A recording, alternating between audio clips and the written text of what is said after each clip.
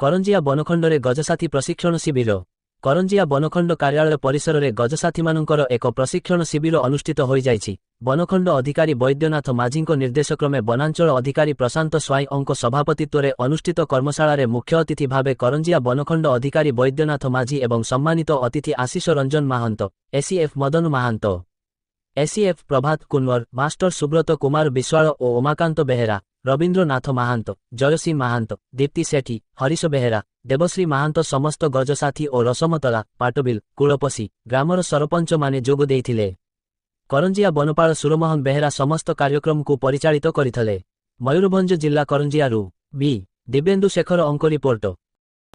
ଗଜସାଥୀମାନଙ୍କର କାମ ହେଲା ସିଏ ନିକଟସ୍ଥ forest guard, forester, range officer କିମ୍ବା ଡିଏଫ୍ଓଙ୍କୁ କଣ୍ଟାକ୍ଟ କରିବେ। ପ୍ରଥମେ ଆମେ କାହାକୁ କଣ୍ଟାକ୍ଟ କରିବା? ଫରେଷ୍ଟ ଗାର୍ଡକୁ।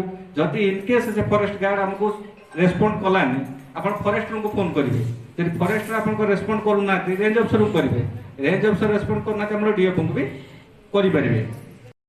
ଆଜି ଯାହାଙ୍କ ପାଇଁ ଏ ତାଲିମ ହେଉଛି, ଆଜି ତିନିଟି ରେଞ୍ଜର ସମସ୍ତ ଗଜ ସାଥୀ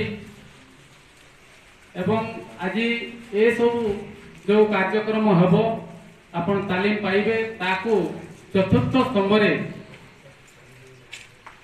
ଆମର ଏ କାର୍ଯ୍ୟକ୍ରମ କେମିତି ପ୍ରତିଫଳିତ ହେବ ସୁନ୍ଦର ଭାବରେ, ଏ ଉପଖଣ୍ଡର ମାନ ବୃଦ୍ଧି ହେବ ଏବଂ ଆପଣମାନେ ଯାହା ଶିଖିଲେ ଲୋକମାନେ ଜାଣିବେ ଆପଣମାନଙ୍କର ଏ ଯେଉଁ କାମ ଯାହା ଚାଲିଛି ସମସ୍ତ ଆମର ଇଲେକ୍ଟ୍ରୋନିକ୍ସ ମିଡ଼ିଆ ଏବଂ ପ୍ରିଣ୍ଟିଂ ମିଡ଼ିଆର ସମସ୍ତ ଭାଇ ଓ ଭଉଣୀମାନଙ୍କୁ ଅଭିନନ୍ଦନ କରି ମୋର ବକ୍ତବ୍ୟ ରଖୁଛି।